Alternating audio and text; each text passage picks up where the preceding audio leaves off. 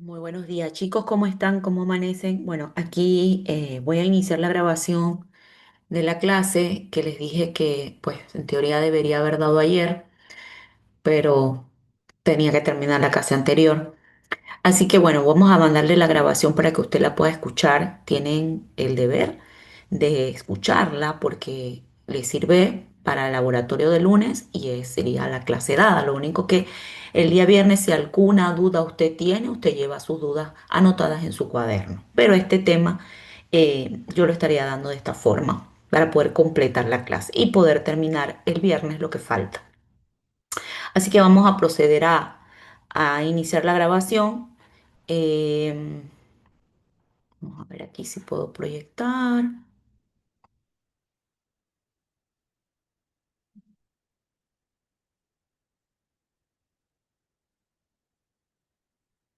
rapidito porque nomás son 40 minutos este Zoom. Así que yo les voy a mandar esto. Vamos a, vamos a entonces a hablarles hoy de lo que es la aplicación de la biofísica a través de las leyes a lo que es el sistema respiratorio. Antes de iniciar, es importante ver el video que se presenta aquí al inicio, en donde usted ve cómo el aire al entrar expande y distiende a los pulmones. Y cada uno de esos alvéolos que están en los extremos del pulmón están irrigados por sangre que lleva oxígeno y por otro lado va sangre que no tiene oxígeno, que es la desoxigenada. Entonces, cada vez que el aire entra, hay una distensión de los pulmones, cada uno de esos alvéolos se llena de aire y a la vez está saliendo el dióxido de carbono que producen las células de nuestro tejido. Entonces es importante iniciar hablándoles de lo que es la respiración y de lo que y la función más importante que tiene el sistema respiratorio en nuestro cuerpo. El sistema respiratorio es un sistema que tiene una función principal, pero también desarrolla y desencadena otras. La principal función que tiene el sistema respiratorio es poder llevar el oxígeno constantemente a cada una de las células de nuestro cuerpo para posteriormente ese oxígeno entrando en el ciclo de Krebs proveer la energía para que nosotros y nuestras células funcionen. Pero a la vez que el oxígeno entra, el dióxido de carbono que producen nuestras células producto de las reacciones metabólicas constantemente debe ser eliminado hacia la atmósfera a través de la expiración. ¿Por qué? Porque el CO2 es muy soluble comparado al oxígeno con el agua. Y cuando él está en exceso, él se hidrata y él forma un ácido que es el ácido carbónico. Ese ácido carbónico, como en los eritrocitos y en la sangre hay una enzima que se llama anidrasa carbónica, esa enzima acelera la reacción y convierte ese ácido carbónico rápidamente en hidrogeniones más bicarbonato. Esos hidrogeniones que aumentan en sangre pueden acidificar el pH de la sangre, al cual nuestras células no están aptas para sobrevivir. Por eso es que es tan importante en esa función del sistema respiratorio intercambiar constantemente los gases arteriales, es decir, extraer el oxígeno de la atmósfera que inspiramos, llevarlo hacia los tejidos y eliminar ese dióxido de carbono que es producido por nuestras células a la atmósfera gracias al trabajo y la acción mecánica de los músculos respiratorios.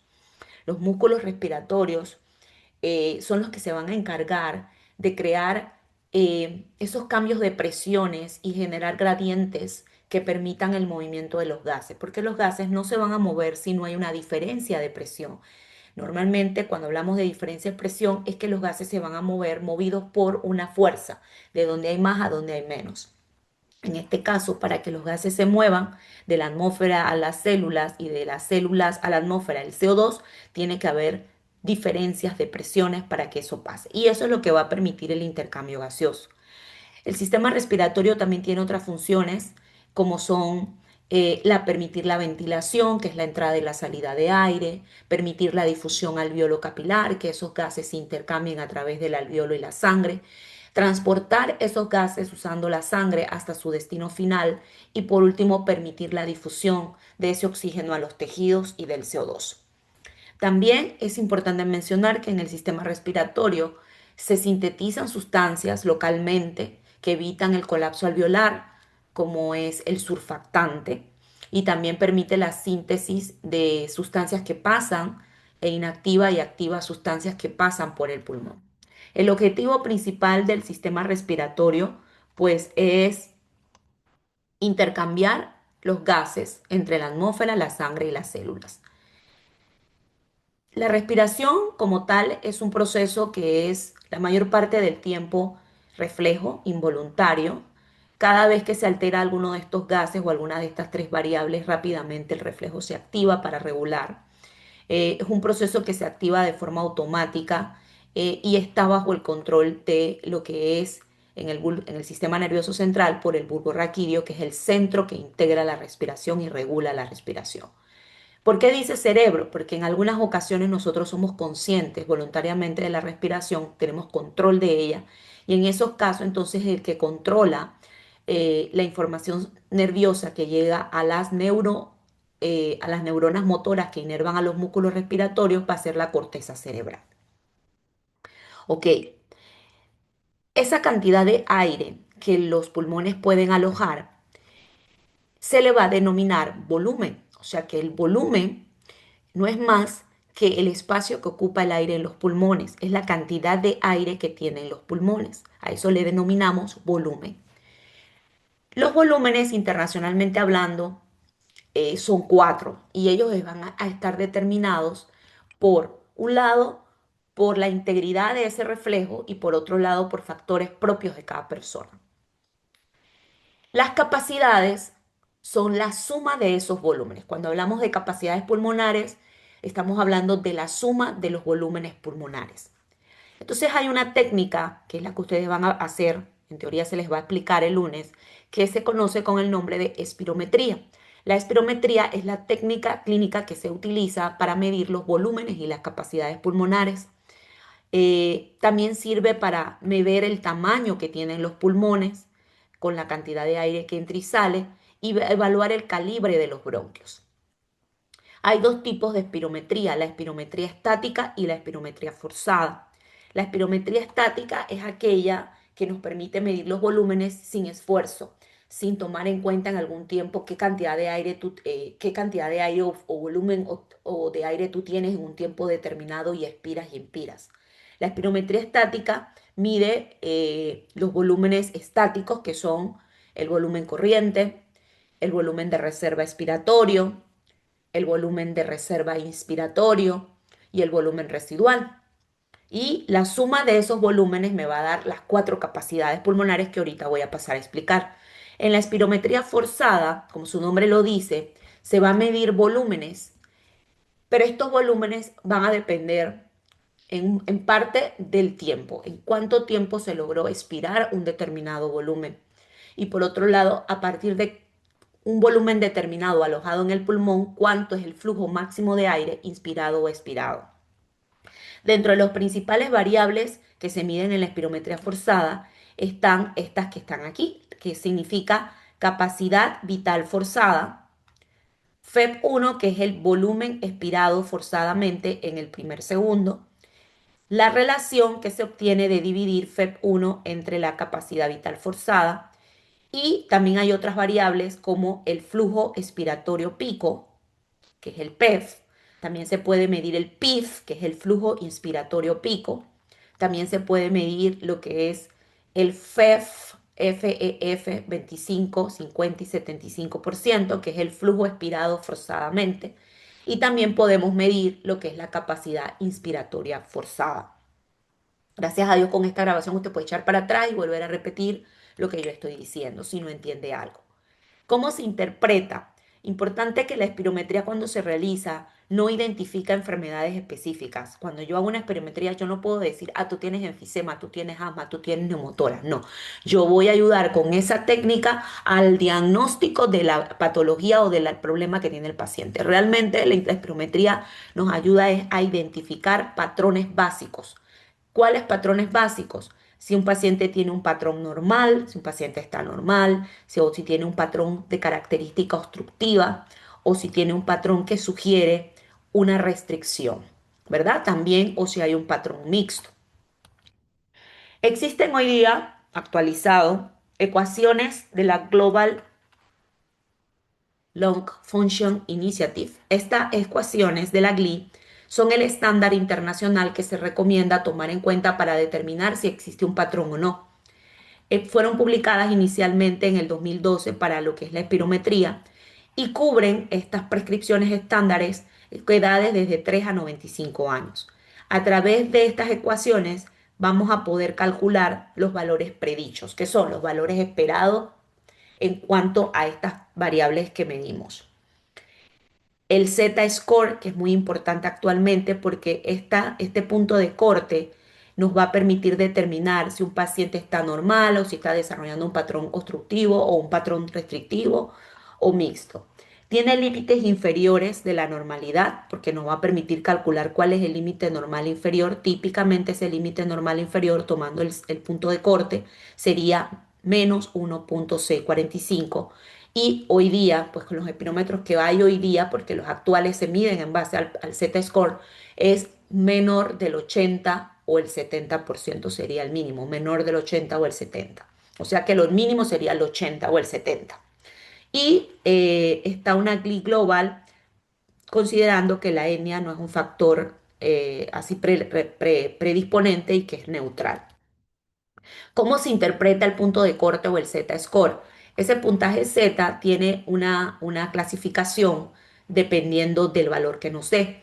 Por ejemplo, más de menos 1.645 nos va a dar un patrón normal. Entre menos 1.645 o 1.65 a menos 2.5 nos está hablando de un problema leve. En menos de 2.51 a menos 4 nos da un problema de magnitud moderada y menor a menos 4.01 nos va a dar un problema grave. Entonces, entre menos 1.645 y más 1.645 consideramos que el patrón del paciente es normal. Menor a menos 1.645, que está por debajo del límite inferior, que es este, entonces puede indicarnos una posible alteración y mayor a más 1.645, que está por encima de lo esperado, es lo menos común clínicamente relevante. El valor de menos 1.645 corresponde al percentil 5, que es el punto de corte más usado para definir si hay anormalidad o no. ¿Qué se debe tomar en cuenta? Porque el volumen que se aloja en el pulmón va a depender de la integridad de ese reflejo. Recuerden que la respiración es un proceso reflejo automático. En ese reflejo, el reflejo de la respiración tiene sus 5 componentes básicos. Hay receptores que captan los estímulos. Esos receptores mandan vía aferente esa información hacia el centro de integración que está en el bulbo. Y el bulbo, una vez que coordina e interpreta eso que recibe, manda una orden a través de las neuronas motoras que llegan a los efectores, que en este caso son los músculos. Y hay que tomar en cuenta que además de ese componente nervioso, hay que tomar en cuenta las vías aéreas por donde pasa el aire, las estructuras que tienen la capacidad de poderse distender y retraer como si fuera un globito cuando entra y sale el aire, que son las estructuras toracopulmonares.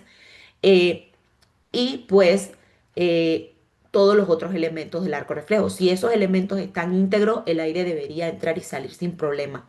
Pero si algún problema de algún elemento de este arco reflejo se altera, ya sea las vías, alguna obstrucción, algún problema en las estructuras toracopulmonares, debilidad o parálisis de los músculos, algo a nivel de la vía central que comprima el bulbo, todo eso va a afectar la cantidad de volumen que se pueda alojar. Otra cosa que influye es la edad de la persona, la talla de la persona y el sexo de la persona. Igual también si es una persona que ya tiene una enfermedad como tal o es fumadora. ¿Qué se utiliza? Ya sabemos que la técnica se llama espirometría, pero el aparato que se usa para medirla se conoce con el nombre de espirómetro. Existen dos tipos de espirómetros. Están los espirómetros de volumen o los espirómetros de agua o cerrados, que normalmente, como este que vemos aquí, son espirómetros de fuelle o pistón. Ya hoy día no se usan, son un poquito grandes, bastante grandes para poderlos movilizar de un lugar a otro, porque tienen una campana con agua y otra campana invertida, espirométrica, que es de plástico, tienen un quimógrafo, tienen un ventilógrafo, eh, tienen dos conectores o válvulas o tubos que conectan con la válvula, con la boquilla que se conecta en la boca, a través del cual va a moverse el aire desde los pulmones a esos tubos y luego eh, a la campana. O sea, el sujeto va a tomar aire de la campana, ese aire regresa por un tubo, nuevamente va a regresar, entra a los pulmones, sale a través de lo que es el otro tubo, pasa por un depósito de cal sodada para evitar que se acumule CO2 y luego esta plumilla o este ventilógrafo vamos a desplazar los movimientos inspiratorios y expiratorios que se van a registrar en el papel que está en el quimógrafo. Entonces se obtiene una gráfica y la gráfica que se obtiene se le conoce como espirograma. Este espirómetro pues ya no se usa mucho. Hoy día se usan los espirómetros de flujo abiertos o neumotacógrafos. Estos espirómetros, como ustedes ven, usted le coloca solamente la boquilla aquí y toma aire por la boca. El aire sale y entra por este lado, por eso que es un espirómetro de flujo o abierto.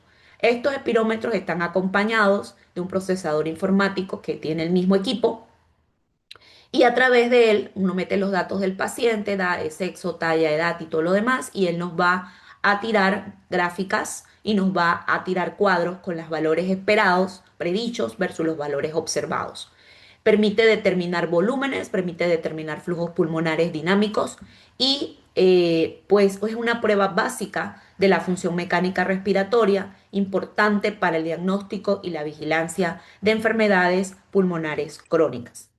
Dentro de los volúmenes pulmonares que ya dije que es el espacio que ocupa el aire o la cantidad de aire que se aloja en el pulmón, existen internacionalmente descritos cuatro volúmenes estáticos, que son el volumen corriente, que se representa con las siglas VT, cuyo valor predicho es 500 mililitros, el VRE, que es el volumen de reserva expiratorio, cuyo valor predicho es 1200 mililitros, el VRI, que es el volumen de reserva inspiratorio, cuyo valor predicho es 3000, y el volumen residual, cuyo valor predicho es 1200.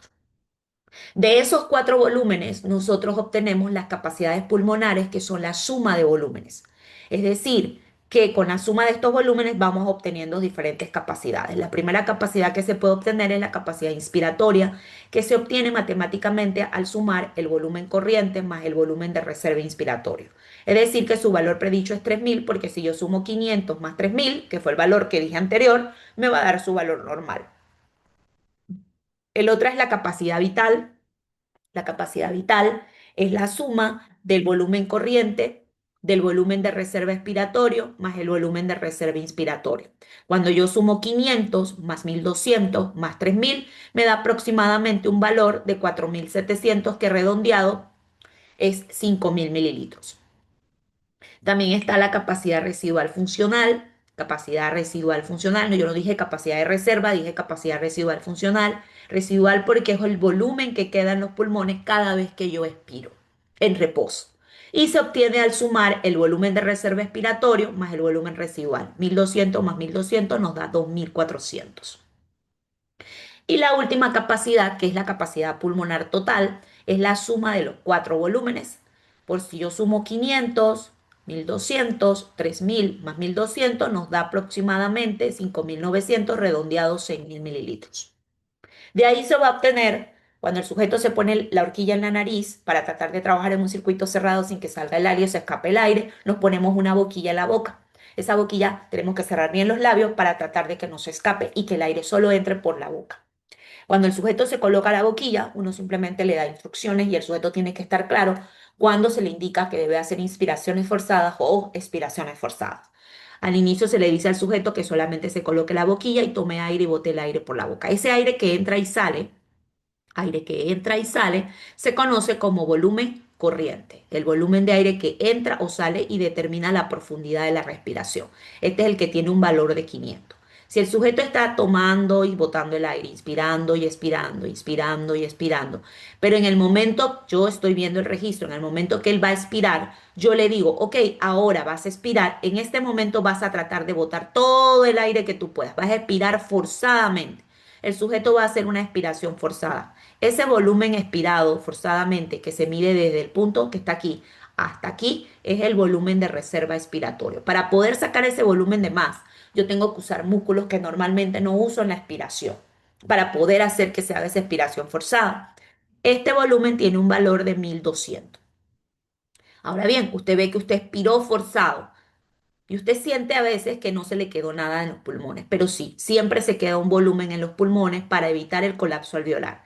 Ese es el volumen residual, por eso se llama volumen residual. Es el volumen que permanece en los pulmones al final de la expiración forzada. Y su valor normal es 1200. Ya tenemos tres volúmenes aquí.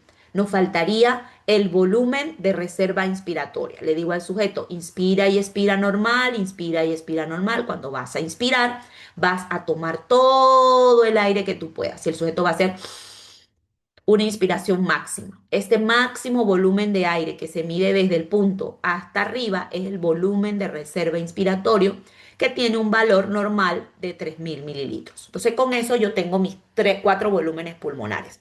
De esos cuatro volúmenes, con una espirometría con el aparato que enseñé anteriormente, nada más podemos registrar dos.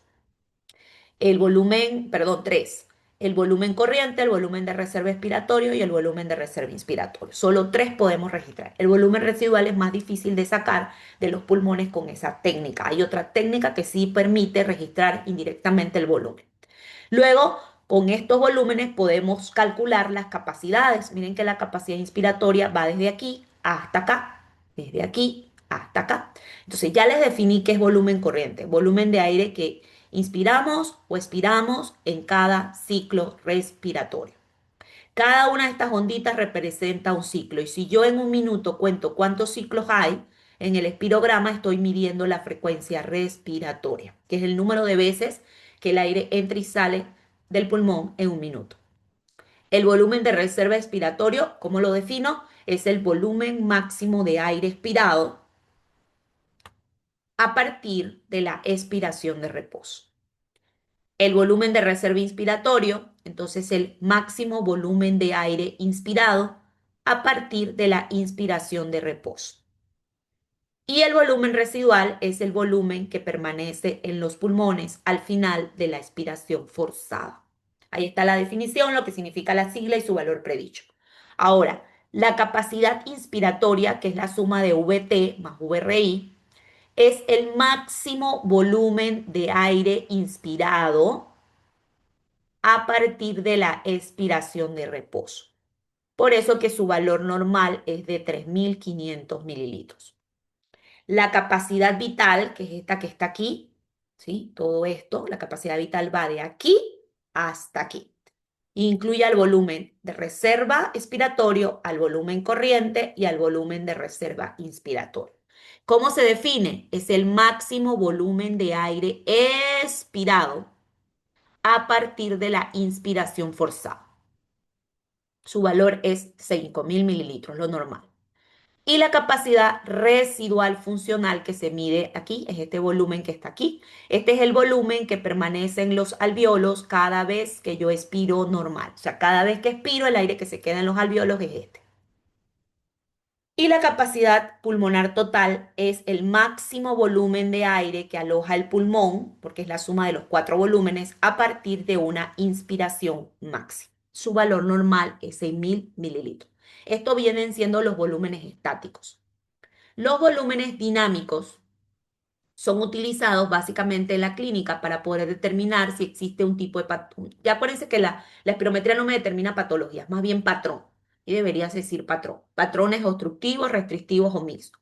Entonces, las variables que se miden a través de la espirometría forzada se le conoce como volúmenes dinámicos, porque son volúmenes que van variando dependiendo del flujo o del tiempo. El primer volumen que vamos a medir, que sí en la clínica no se mide mucho, porque el sujeto cuando hace esta prueba está hiperventilando y tiende a marearse, es la ventilación voluntaria máxima. Tenemos también el FEP1, que es el volumen expirado forzadamente en el primer segundo. Y tenemos también la capacidad vital forzada.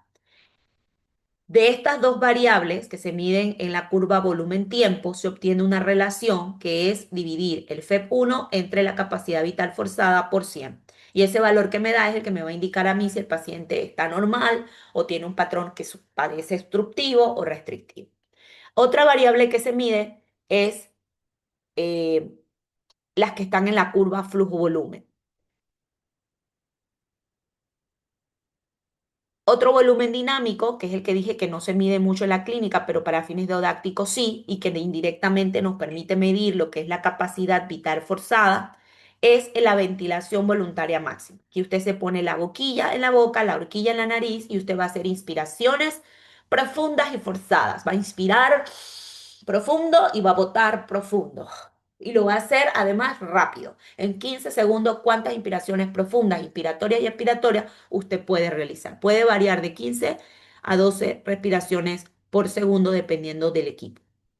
O sea que mide la tasa de flujo o de aire inspirado y expirado en un determinado tiempo. Su valor predicho normal es de 125 a 170 litros por minuto. Si estamos dentro de este rango, estamos normal. Si estamos por arriba de este rango, podemos decir que tenemos una excelente ventilación voluntaria máxima, una excelente condición de respiratoria para movilizar ese aire. Pero si está por debajo del valor normal, 125, este valor lo que nos dice a nosotros es que hay algún problema, alguna alteración en alguno de los componentes del reflejo, que por eso el aire pues no se puede movilizar ni forzado ni rápido. Esta que está aquí es la curva que se mide en la espirometría, que mide volúmenes dinámicos como son el FEP1 y la capacidad vital forzada, es la curva volumen-tiempo. Esta es la curva volumen-tiempo.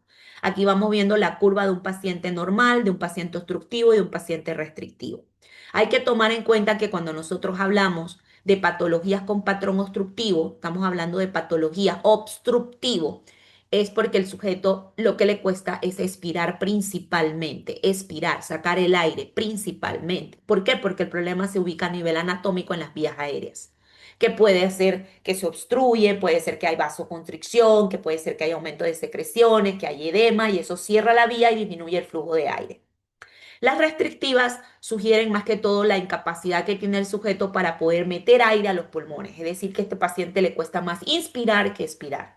El problema principalmente está en que el paciente tiene un problema a nivel del tejido elástico de las estructuras tóraco-pulmonares, por lo tanto, son pulmones que son muy retráctiles pero poco distensibles. O sea, se van llenando de aire, pero rápidamente se cierran por la mayor retractibilidad. En un paciente normal, donde se miden estas dos variables, acuérdense que el FEP1 es el volumen que se expira en el primer segundo. Con esta prueba yo mido el volumen que yo logré expirar en el primer segundo, en el tercero, en el cuarto, en el quinto, en el sexto. Pero principalmente me concentro en el primer segundo. Y la capacidad vital forzada es el máximo volumen de aire que se expiró a partir de una inspiración máxima. ¿Por qué? Porque el sujeto antes de hacer la maniobra lo que tiene que hacer es llenar sus pulmones de aire al máximo y luego en la boquilla del espirómetro hacer una expiración forzada y rápida. Entonces, con estas dos variables que se miden por separado, yo voy a dividirlas y voy a obtener una relación o un índice. Lo normal es que en el primer segundo yo expire el 80% de la capacidad vital forzada, es decir, yo expiré 4 litros de 5, que es el valor normal. En un paciente que tiene problema para expirar, por supuesto que al tener problema para expirar, el flujo, el volumen de aire expirado en el primer segundo va a estar muy disminuido. Miren aquí, muy disminuido porque le cuesta expirar. Por lo tanto, en estos pacientes disminuye mucho el FEP1 comparado al normal. Siempre tenemos que compararlo con el predicho. En pacientes con patologías obstructivas agudas, como el asma, que se acaban de dar, la capacidad vital forzada incluso todavía puede estar normal, pero ya en patologías obstructivas crónicas de daños, esta capacidad disminuye, pero disminuye mucho menos que el normal. Lo que más disminuye en las patologías obstructivas es el FEP1. Por eso es que cuando hacemos la división y la multiplicamos por 100, la relación nos da menor del 80%. Si es una persona normal, adulta, si es un adulto mayor, es menor del 70%. Entonces, si esta relación nos da menor del 70 o el 80% por debajo del punto de corte, que es menos 1,645, entonces estamos hablando de un patrón inmediatamente obstructivo. En las patologías restrictivas, el tema está en que el sujeto le cuesta inspirar y es lo primero que tiene que hacer en la maniobra. Como no puede inspirar, la cantidad de aire que inspira es poca. Así que como él no tiene problema en las vías aéreas, ese poco aire que inspiró se expira en el primer segundo.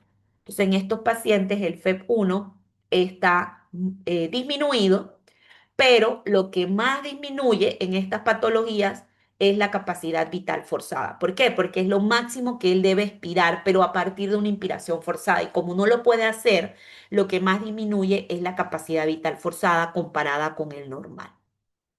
Por eso es que cuando dividimos FEP1 entre capacidad vital forzada por 100, la relación nos da dentro de lo que es lo que se considera el valor normal, que va de 80 a 100. O sea que nos da normal o por arriba del 80.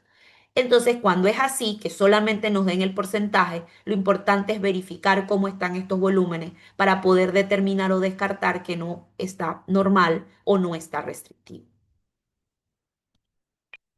El patrón normal se considera pues que la espirometría es normal cuando sus valores son superiores al límite inferior. Acuérdense que el límite inferior es 80. Cuando es superior a 80 está bien. Cuando es superior al punto de corte, que es menos 1,645, está bien. Entonces, el límite inferior normal está alrededor del 80% del valor teórico del FEP1. Si estas variables me dan dentro del 80% más, está bien de 0,7 para la relación FEP1 capacidad vital forzada, es decir, que me debe dar arriba del 70% para la relación y arriba del 80% para estas. Sin embargo, estos valores son solo aproximaciones, por lo que se recomienda utilizar el límite normal inferior. Entonces, la curva que acaban de ver es la curva volumen-tiempo. La curva que ven aquí es la curva flujo-volumen. Aquí ya no se mide el tiempo, sino a partir de un determinado volumen de aire que tiene el sujeto en su pulmón antes de iniciar la maniobra en la boquilla del espirómetro, cuánto es el flujo de aire que logró expirar o inspirar. En esta curva hacia arriba se mide la expiración forzada y hacia abajo la inspiración forzada. Aquí es importante tomar en cuenta que la curva normal hacia arriba tiene una forma triangular y luego el aire va saliendo de a poco y abajo tiene una forma circular, que es la inspiración. Entonces, hacia arriba se mide la expiración y se miden tres variables. El flujo expiratorio pico máximo, que es lo máximo que el sujeto puede expirar a partir de la capacidad pulmonar total, si el sujeto está bien, porque si el sujeto no está bien, no va a tener su capacidad pulmonar total. Y, y el flujo expiratorio forzado que se mide a diferentes tasas, al 25, al 50 y al 75%. Y la capacidad vital forzada que va de aquí hasta acá. Esta es la capacidad vital forzada. El volumen residual está ahí, pero no forma parte de la curva, solamente para indicarnos que cuando el sujeto terminó aquí de expirar, lo que le queda en los alvéolos luego de la expiración forzada es el volumen residual. A partir de esta expiración forzada, para poder medir la parte de abajo de la curva, el sujeto tiene que hacer de ese aire que le quedó en los pulmones, hacer una inspiración forzada. Por eso es que siempre es más chiquita que la de arriba. Y aquí podemos medir aquí hacia abajo lo que es el flujo inspiratorio pico al 50% y la capacidad inspiratoria forzada que se mide de aquí para acá, porque es lo máximo que él inspira a partir de la expiración forzada. El primer cuarto de esta curva depende del esfuerzo. A mayor volumen, a mayor esfuerzo, mayor flujo. Pero ya los otros tres cuartos son independientes del esfuerzo, porque usted ve que por más que usted quiera expirar o quiera hacer que el aire siga entrando, ya no, porque las vías se van cerrando por compresión dinámica, por cambios en presiones. El aire va saliendo, saliendo, saliendo. Esta curva, para tener una buena calidad, debe tener una fase expiratoria en forma de triángulo con un ascenso muy vertical, luego la generación de un vértice, que es el flujo máximo o el flujo expiratorio pico, y luego una caída progresiva, pero no cóncava, sino progresiva, recta, del flujo conforme avanza el volumen que va saliendo hasta llegar al flujo cero, que coincide exactamente con la capacidad vital forzada, porque es esto la capacidad vital forzada. La fase inspiratoria es la de abajo, es semicircular e iguala al volumen expirado, ¿sí? Iguala al volumen expirado. En esta curva se identifica con facilidad el PIF, la capacidad inspiratoria forzada y pues las otras variables de la curva. Aquí estamos comparando una curva normal, un flujo-volumen, una curva de un paciente con problema obstructivo y una con patología restrictiva. En este paciente que podemos ver, miren que ya la curva no tiene esa forma triangular y que cae en picada pero recta, sino que tiene una concavidad. Cuando tiene esta concavidad, nos está indicando que ya el patrón es de tipo inferior, o sea que la obstrucción está más en las vías inferiores. Cuando tiene una forma aquí de meseta, que es más recta, entonces se piensa ya que el patrón es de tipo obstructivo de vías aéreas superiores. Lo que sí se afecta en las patologías obstructivas son todos los volúmenes expirados, el PEF, la capacidad vital forzada, el FEF 25, 50, 75%. Si el problema es en las vías aéreas superiores, la que más va a disminuir es el PEF. Pero si el problema es en las vías aéreas inferiores, lo que más va a disminuir es el FEF 25, 50 y 75%. Hacia la inspiración sí va a haber una ligera disminución, pero no tan marcada como en la expiración. Es decir, que sí va a estar ligeramente disminuida la capacidad inspiratoria forzada y el PIF. Y la curva, como el aire queda atrapado en los alvéolos, tiende a desplazarse hacia la izquierda con un aumento grande del volumen residual. En el caso de las patologías restrictivas, la curva se parece bastante a la normal, pero toda disminuida, porque acuérdense que este sujeto primero tiene que hacer una inspiración forzada que no puede hacer. Luego en la boquilla expira, pero como inicia con poco aire, no logra alcanzar el máximo. Y como tiene que volver a inspirar, no lo puede hacer. Por eso es que se marca mucho lo que es la fase inspiratoria. Entonces, estos pacientes tienen todas las variables, tanto de la expiración como la inspiración, disminuidas el PEF, la capacidad vital forzada, el PIF, el CIF, que son las que más se afectan. Y puede ser que el FEF al 50 y al 75%, que no se ve en esta gráfica como tal, puede ser que ese flujo de aire con la que sale el aire rápidamente tenga un ligero aumento. ¿Por qué? Porque acuérdate que el paciente no puede distender el pulmón, pero es muy retráctil. Entonces puede ser que el flujo al inicio disminuya, pero luego sale rapidito porque la vía se cierra rápidamente. Entonces, aquí estamos viendo los valores normales, estamos viendo las dos curvas que se obtienen de un espirómetro o de una espirometría que se le hizo a un hombre de 39 años de edad. Se presentan los mejores valores porque se hace 3 veces y se escoge el mejor valor de los valores FEP1, capacidad vital forzada, relación, PEF. Los valores predichos son los valores esperados que el equipo me mide en base a los datos que yo meto del paciente, sexo, edad, talla.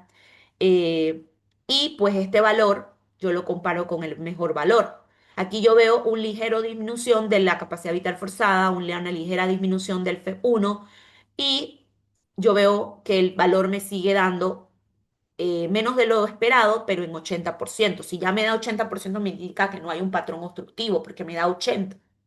Si me hubiera dado por debajo de 80, sí pienso que es un patrón obstructivo, pero me dio 80, así que yo puedo pensar que con respecto a la relación, el sujeto está normal, pero tengo entonces que irme también a ver cómo están los volúmenes con respecto al predicho.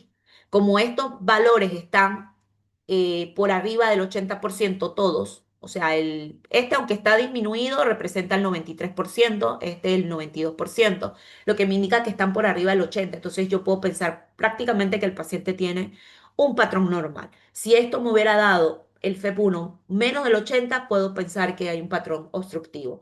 O si me hubiera dado menos del 80%, principalmente la capacidad vital forzada, podría estar pensando en un patrón restrictivo. O si me hubiera dado ambos disminuidos por debajo del 80%, podría estar pensando en un patrón mixto. Entonces aquí están los tres tipos de patrones. El obstructivo, ¿qué característica tiene? El problema está a nivel de las vías aéreas. Recuerden que al sujeto le cuesta más inspirar que expirar, o sea, le cuesta más expirar el aire que inspirar, por lo que el flujo de aire tiende a disminuir. La obstrucción se localiza en las vías aéreas, por lo cual las resistencias en las vías aéreas tienden a aumentar, porque el flujo de aire nos pasa. ¿Por qué? Puede ser por acumulación de moco, por broncoconstricción, por daño del tejido elástico en el pulmón, como el enfisema. Entonces, en estos pacientes vamos a encontrar que los volúmenes pulmonares estáticos que más se van afectados y que aumentan drásticamente porque el aire no sale y se queda atrapado es el volumen residual, el volumen, la capacidad pulmonar total, la capacidad residual funcional y las otras van a tender a estar disminuidas. En el patrón restrictivo, el problema principalmente está en la inspiración. Al sujeto lo que más le cuesta es inspirar. El problema se produce porque él tiene un problema a nivel del tejido elástico. Él no puede distender bien el pulmón, pero es muy retráctil. Es decir, como si yo tuviera un globo pero el globo no se llena bien. Entonces entra el globo y rápidamente se le sale, ¿verdad? Esos globos que son larguitos, que son difíciles. Así es las patologías restrictivas. Además de esto, en estas patologías no se afectan las resistencias en las vías aéreas, más bien las resistencias elásticas tienden a aumentar Ejemplos de patologías restrictivas, podemos mencionar aquí, por ejemplo, el edema pulmonar, que es líquido en los alvéolos, que hacen que dificulte mucho más a los pulmones distender esos pulmones por el agua. La fibrosis, que es que el pulmón se va cicatrizando y se va volviendo rígido. O el neumotórax, que es el colapso de un pulmón o de ambos. En estas patologías, la espirometría estática, todos los volúmenes y las capacidades tienden a estar disminuidas. En las mixtas es una combinación de ambas, o sea, el sujeto tiene problemas para inspirar y expirar. El sujeto tiene aumento de la resistencia en las vías aéreas y en las elásticas. También le cuesta distender el pulmón, pero también sacarlo. El sujeto va a tener ambas resistencias aumentadas y aquí, por ejemplo, un ejemplo de un problema mixto puede ser un paciente asmático que está obeso, ¿verdad? O un paciente que tiene bronquitis, pero que por el fumar tiene fibrosis. Son patologías mixtas. En el patrón obstructivo hay que recordar que la alteración ventilatoria obstructiva la va a definir la relación, que va a estar por debajo del Z-score o por debajo del 80 o el 70%. Bueno, que el 70 yo lo uso eh, para adultos mayores. Así que puedo decir, por debajo del 70 para adultos mayores está obstructivo. Por debajo del 80 para adultos jóvenes normales está obstructivo. Entonces, eh, tenemos que el patrón se toma en cuenta en base al límite inferior normal para la relación FEP1, capacidad vital forzada. Es decir, que lo normal es que me dé 80, ¿verdad? O en adultos mayores que ya, por ejemplo, ya personas de 60, 70 años, ustedes ven que el valor normal para mujeres es 67 o 66, ven que está por debajo del 80. ¿Por qué? Porque con la edad esta relación tiende a disminuir y esto es normal. No podemos decir que una persona de 80 años que tiene 65 tiene un patrón obstructivo. Es normal para ellos que eso pase. El problema está si él tuviera 20 y le da 65, ahí sí.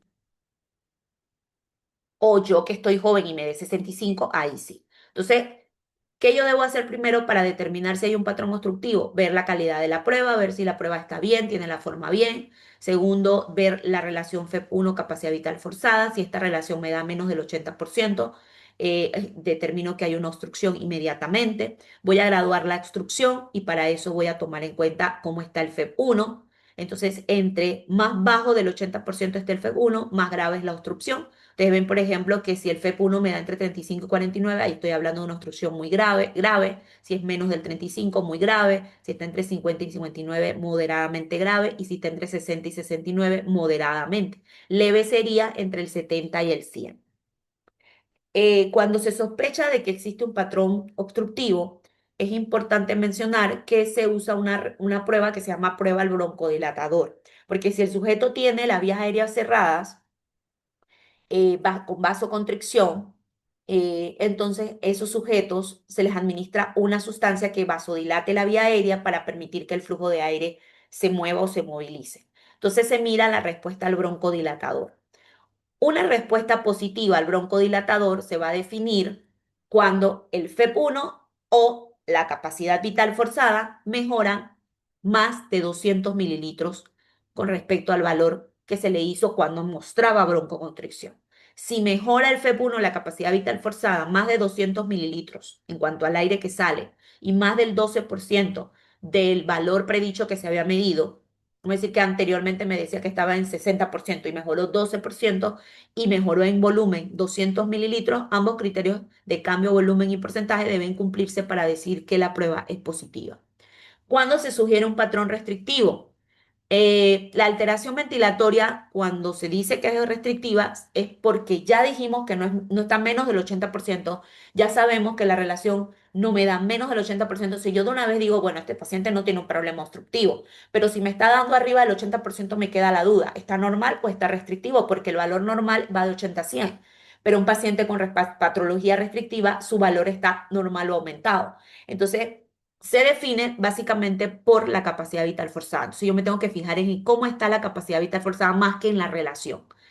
Si la capacidad vital forzada está muy reducida, por debajo del 80%, muy reducida, con una relación FEP1 capacidad vital forzada por encima del límite normal inferior, es decir, por arriba del 80%, incluso al valor medio de referencia, si esto está muy disminuido, ya yo Con eso me basta para decir que el paciente tiene un patrón restrictivo y que no es normal.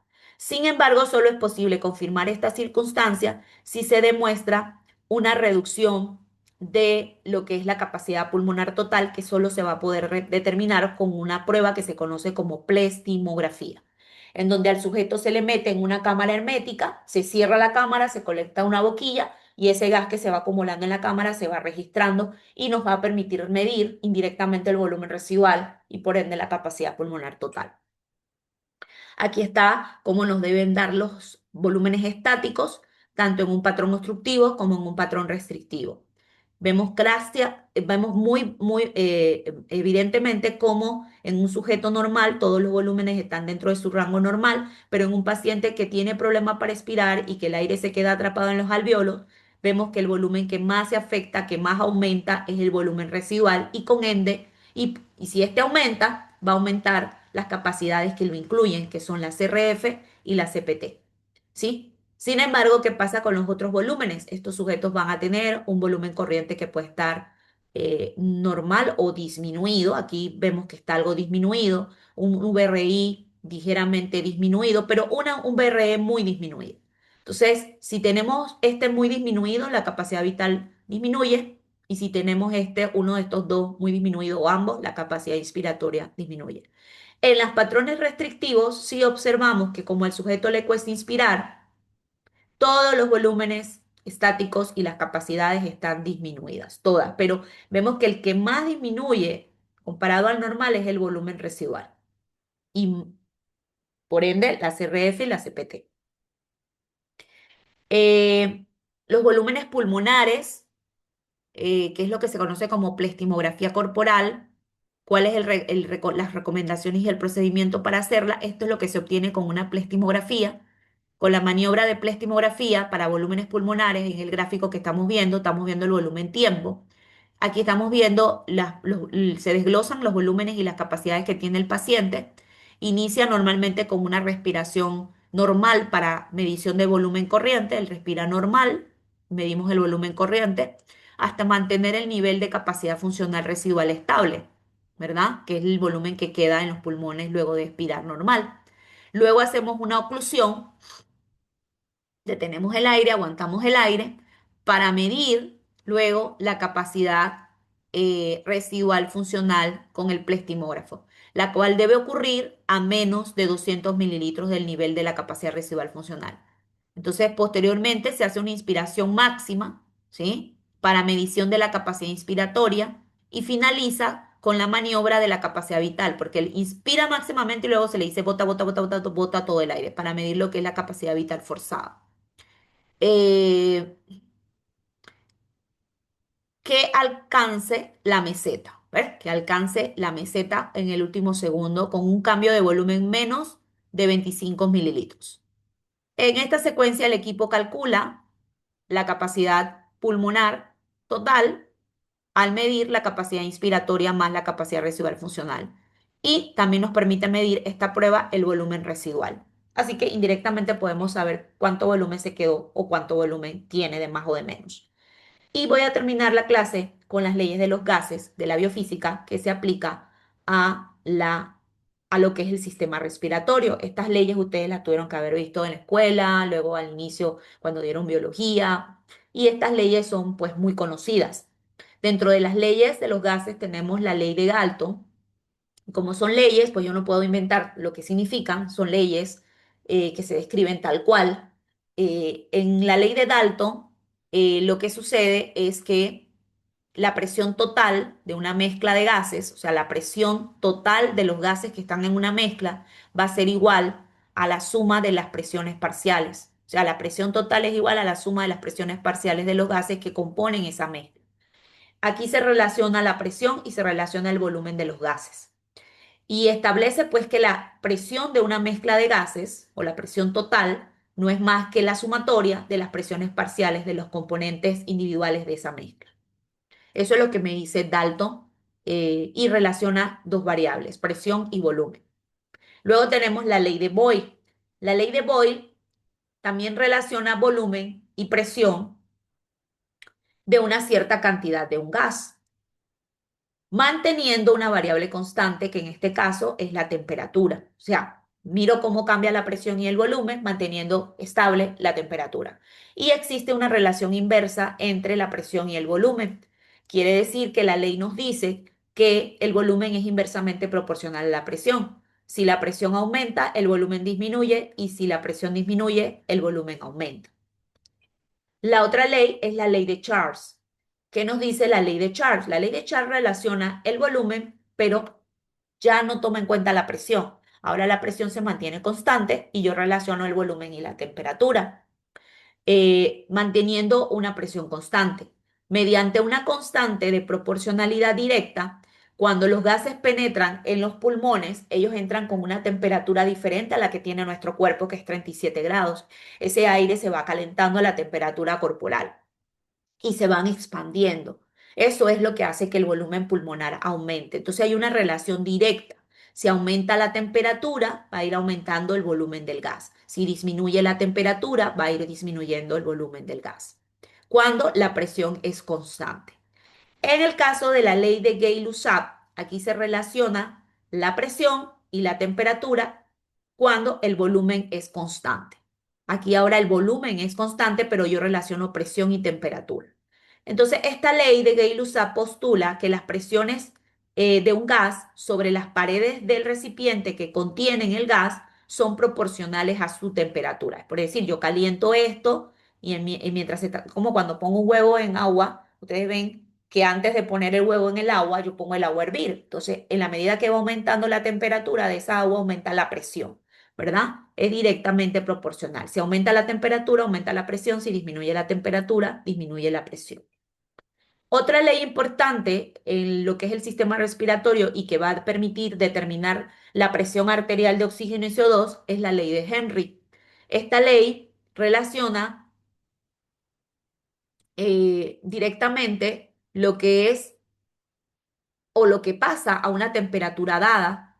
¿Qué pasa a una temperatura dada con la cantidad del gas disuelto en un líquido? Estamos viendo la relación fase líquida, fase gaseosa. ¿Qué pasa cuando la temperatura está constante con el líquido disuelto en ese gas, en ese líquido? Entonces vemos que hay una relación directa, directamente proporcional a la presión parcial del gas. Es directamente proporcional a la presión del gas. Entonces, esta ley declara que el volumen de un gas son las dimensiones del espacio que ocupa el aire, es decir, que el volumen es la cantidad de aire que ocupa el pulmón, es el espacio que ocupa el aire en el pulmón. En un sistema cerrado, el gas ocupa todo el volumen del sistema, ¿verdad? Y la cantidad de gas disuelto, en este caso en la sangre, es proporcional a la presión parcial de ese gas. Si la cantidad de oxígeno disuelto es de, vamos a decir, del 3%, ese gas disuelto en el plasma es el que me va a determinar la presión arterial de oxígeno y arterial de CO2. Eh, Entre mayor es la presión parcial de un gas, de un líquido, y mayor es su coeficiente, mayor es la cantidad de volumen que va a estar disuelto.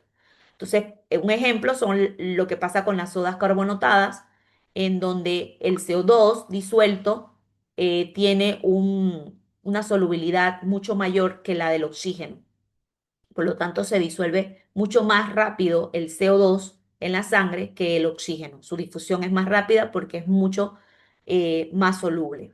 Las leyes de los gases. Aquí tenemos la ley de Graham. La ley de Graham que mide la velocidad de la difusión de las moléculas con respecto al peso molecular. Es decir, que a mayor velocidad de las moléculas de un gas, menor es la masa o el peso. A menor velocidad es porque mayor es el peso o la masa. Y la ley de Avogadro establece la relación entre la cantidad de un gas y su volumen. La cantidad de un gas y su volumen cuando se mantiene constante la presión y la temperatura.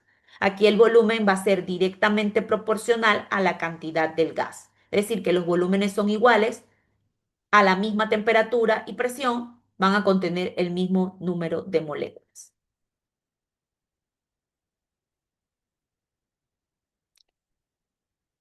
O sea que el volumen es directamente proporcional a la cantidad del gas. A mayor cantidad de gas, mayor va a ser el volumen. A menor cantidad del gas, menor va a ser el volumen. Y estos problemas se los dejo para que los hagan en casa. Esta tareita la tienen que traer para el próximo viernes, para que apliquen las diferentes leyes. Tienen que hacer los cálculos y traten de hacerlo ustedes. No pidan que se lo haga ChatGPT. Si usted no entiende cómo se mide, usted puede preguntar, pero trate de hacerla usted solo, porque es la única forma que usted aprenda.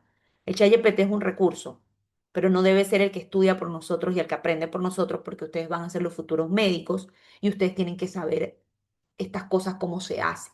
Entonces usted puede ir a ver cómo es que se hace, preguntarle cómo es que se hace y luego me voy a hacerlos yo. Y luego si quiero, eh, miro para ver si lo hice bien, pero no al revés, no que me lo haga el todo y yo no hago nada. Es fácil ganarse un 100 así. Lo importante es si usted está aprendiendo y el que se está engañando haciendo eso es usted. Así que usted trate de hacer los problemas solo y lo trae. Y voy a terminar la clase con esto porque ya también se me está acabando el tiempo. Voy a hablarles un poquito sobre los músculos respiratorios que antes les mencionaba, que son realmente los principales efectores del reflejo respiratorio, que son los que permiten que el aire entre y salga de los pulmones. Los músculos van a permitir lo que se conoce como que ocurra el proceso respiratorio. El proceso incluye dos fases, la inspiratoria y la expiratoria. Entonces, el aire entra y sale del árbol respiratorio gracias al trabajo y la acción de los músculos. Cada vez que el aire entra es porque los músculos se contrajeron. ¿Ven? Ustedes ven que el aire va a entrar porque el diafragma se contrae, porque los intercostales se contraen. El aire va a salir porque ellos se relajan, vuelven a su posición de reposo. Entonces, los músculos juegan un papel importante en el gradiente que se debe generar para que los gases se muevan, para que ocurra el intercambio gaseoso. Ellos van a generar cambios de presiones que luego van a producir un cambio de volumen y es lo que va a permitir que entre o salga el aire. Se clasifican en músculos inspiratorios y músculos expiratorios. En la respiración normal euneica, la inspiración se considera activa y la expiración pasiva. Cuando hablamos de activa es porque para que el aire pueda entrar tiene que haber contracción de los músculos del diafragma y de los intercostales externos, que son los principales músculos que participan en la inspiración activa, y es lo que va a permitir que entre aire a los pulmones. Y la expiración normal es pasiva, o sea, no hay contracción de ningún músculo, al contrario, esos músculos lo que están es volviendo a su posición de reposo, se están relajando y al relajarse permiten la salida del aire. Cuando la expiración es pasiva, estamos hablando de una expiración en reposo. Tienen que tener claro que los principales músculos que participan en la inspiración de reposo activo son el diafragma y los intercostales externos, que si se necesita movilizar un volumen de aire mayor, es decir, hacer una inspiración forzada o aumentan las resistencias al paso de aire porque hay una patología como tal, entonces allí se van a utilizar otros músculos adicionales a estos dos para que entre más volumen. Y estos músculos que se consideran accesorios de la inspiración son los esternocleidomastoideos, los escalenos, los cervicales posteriores, los pectorales mayores y menores, el elevador de la escápula y el serrato mayor y menor. Aquí estamos viendo entonces los músculos que participan en la inspiración normal, son estos dos, y ya cuando se necesita una mayor demanda o mayor cantidad de aire, se utilizan los accesorios que están aquí. Estos son los accesorios que están en el cuello y en el tórax. O sea que en la respiración de reposo, la inspiración es un proceso activo, requiere de la contracción muscular y la expiración es pasiva, básicamente porque hay retracción elástica. Esas fibras de esas estructuras regresan a su posición, los músculos se relajan. En la respiración forzada, que es cuando hago una inspiración máxima o una expiración máxima, en la inspiración y expiración máxima, tanto en la inspiración como en la expiración se requiere la actividad de otros músculos que se le conoce como accesorios. En el caso de la respiración forzada, en la expiración se van a activar músculos que no se activaron en la inspiración euneica. Es decir, que para que el aire salga con mayor fuerza, por ejemplo, cuando canto, cuando toso, cuando estornudo, cuando voy al baño, para la defecación, necesito de músculos para que salga el aire. Aquí vamos a hablar de los intercostales internos que están en la porción interósea.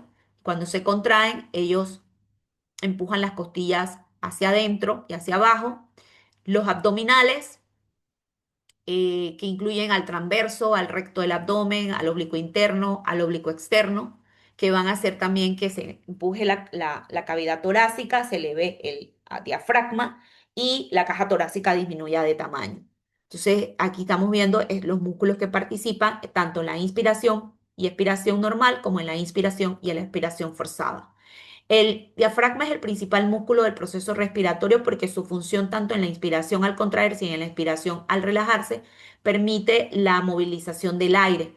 Él está inervado por el nervio frénico que sale del segmento cervical C3 y C5, moviliza el 75% del aire inspirado y funciona como un hemidiafragma, es decir, que él no es un solo músculo, él funciona eh,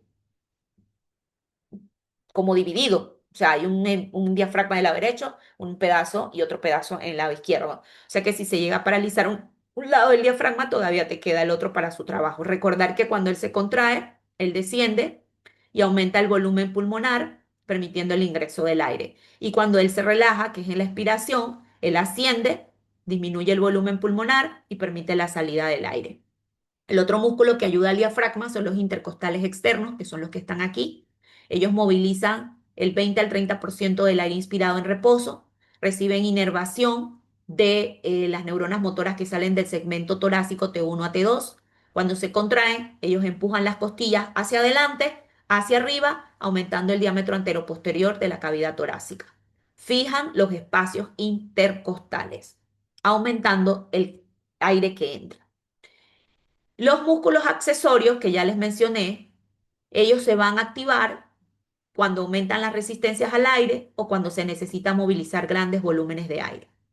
Al contraerse, lo que ellos hacen es que elevan y estabilizan la pared torácica, como están conectados al esternón, suben el esternón y eso aumenta la eficacia de la contracción del diafragma y aumenta la caja torácica. Los músculos expiratorios, pues normalmente no hay participación de los músculos en la expiración de reposo, pero cuando ya la expiración es forzada, entonces o activa, se van a contraer dos músculos importantes que son los abdominales y los intercostales internos. Los abdominales cuando se contraen para sacar más aire, comprimen el abdomen, comprimen las costillas, empujan el diafragma y flexionan la columna.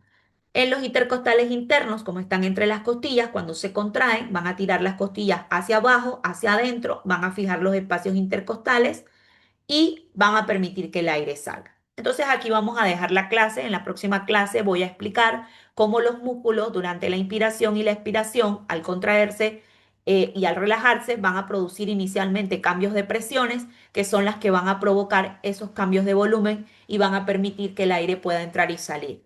Entonces, vamos a hablar luego de las presiones que se desarrollan tanto afuera como adentro del pulmón y que juegan un papel importante y que son activadas cuando los músculos se contraen. Con esto termino la clase del día de hoy. Espero que la escuchen y nos vemos. Les mando la grabación.